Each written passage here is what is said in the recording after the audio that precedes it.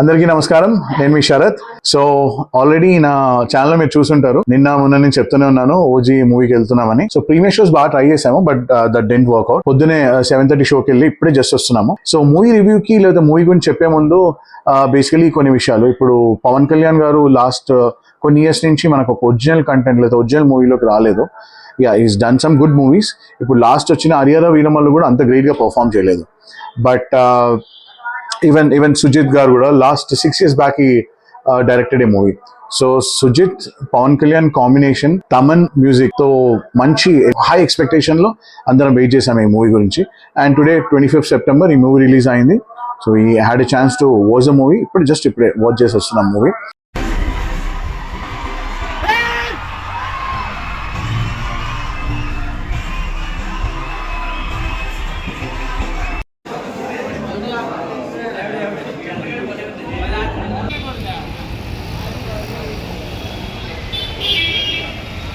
So నన్ను అడిగితే movie చాలా ఎక్స్ట్రాడినరీగా ఉందా అంటే డెఫినెట్లీ నాట్.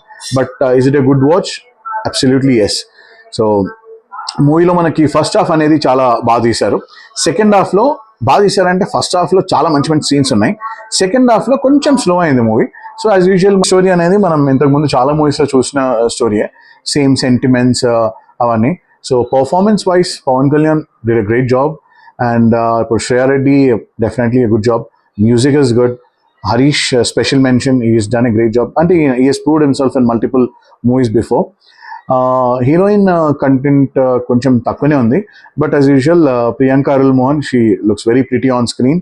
సో ఆమె పాట అయితే బాగానే చేసింది. సో హీరోయిన్ మధ్యలో కెమిస్ట్రీ బాగా వర్కౌట్ అయిందా అంటే అంత గ్రేట్గా లేదు. చాలా మూవీస్లో చూసిన స్టోరీ అయినా సరే దీనిలో పవన్ కళ్యాణ్ గారి ప్రజెంటేషన్ లేకపోతే ఎలివేషన్స్ అయితే వేరే లెవెల్లో ఉంది.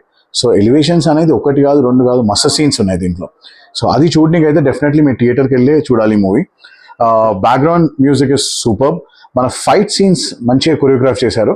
స్పెషల్లీ మన కటానా, అదే జాపనీస్ స్వర్డ్ యూజ్ చేసి ఫైట్స్ అయినా ఆ ఎలివేషన్స్ అయినా చాలా బ్యూటిఫుల్గా ఇచ్చారు. సో సెకండ్ హాఫ్ నేను అన్నట్టు కొంచెం స్లో అయింది. But pre climax and climax మాత్రం వేరే రేంజ్ చూపెట్టారు. ఇమ్రాన్ హాష్మీ రోల్ ఇంకా కొంచెం ఎలివేట్ చేస్తుంటే it would have been more powerful villain అనే ఒక కాన్సెప్ట్ మనకు డెఫినెట్లీ వచ్చేది. So on a whole movie is good. Definitely థియేటర్కి వెళ్ళి వాచ్ చేయాలి. సో దీంట్లో మనం చూసే సాహుకి ఆల్రెడీ చాలా మంది ఫ్యాన్స్ ఉన్నారు. సో సాహు మూవీ దీంతో పాటు కొంచెం కనెక్ట్ చేశాను, అంటే చాలా సేపు తీసుకోలేదు, బట్ ఒక 1 minute జస్ట్ ఆ మూవీ దీంతో ఎలా కనెక్ట్ అయిందో అనేది చూపెట్టారు. సో ఫ్యూచర్లో as you all know OG part 2 కూడా వస్తుంది. సో దాంట్లో ప్రభాస్ గారు కూడా వస్తే వేరే లెవెల్లో ఉంటుంది. సో ఆ ఒక definitely that will be really nice. So అట్లా ఒక cinematic universe, Sujeeth cinematic universe అనొచ్చు మనము.